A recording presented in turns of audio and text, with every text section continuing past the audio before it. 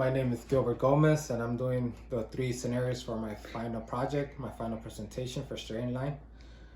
The first one would be making dinner in a small cramped kitchen. You and some friends are preparing a spaghetti dinner. The water's boiling and the pasta's not ready to be carried to the sink to drain. You pick up the pot and bubbling pasta water and start in the direction of the sink. The pot holder slips slightly, causing the water to splash onto your arm. The scalding water burns your forearm. Ow. You're experiencing a lot of pain with a red and blistering burn on your arm. What is the appropriate response? So for this response, her arm burned. So my response would be to remove the heat source from the burn by applying cold water, putting the affected area under cold water until pain ceases for it's about roughly 10 to 15 minutes. And if you notice that it's a more serious burn, we need to call 911. And you might want to apply a dressing, a non-stick dressing or a gauze to the burn area. Do not put tape or apply any pressure because it can get infected. And after the 10 minutes or 15 minutes, you notice that there's burn blisters or that it's a more serious burn, you need to call 911 or go to the emergency room. Do not touch it or do not pop the blisters because that can cause an infection.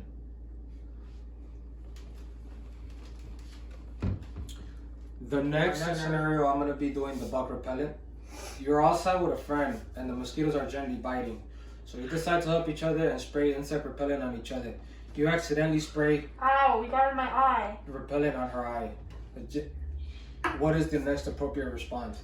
So for this scenario, the next appropriate response would be to call poison control, notify them of the accident, and then see if you have water, running water or a water bottle, and then tilt her head completely and then spray her eye, her infected eye, so that the water is running away from the mouth and the non-infected eye. At this time, see how she feels, and if she feels more relieved, we then just wait for poison control. For this third scenario, we're gonna do food court. You are with friends at the mall. Everyone wants to go have short ribs at the Chinese place. During the meal, there's a lot of conversation and laughter.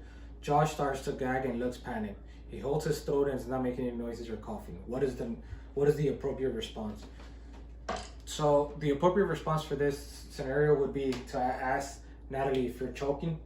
And if she's choking and if she's also making the universal sign for choking, then the next step would be to ask Natalie if I can help or for her consent. And if she says yes, then my next move would be to lean her forward and give her 5 back blows between her shoulder blades.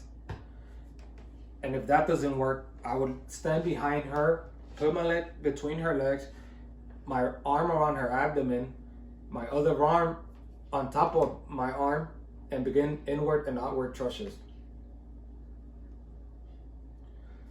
At this point, if she hasn't expelled the object, continue the first step with the back blows to between her shoulder blades and the inward and outward thrushes. And ask a bystander to call 911. Hi, we have a choking emergency.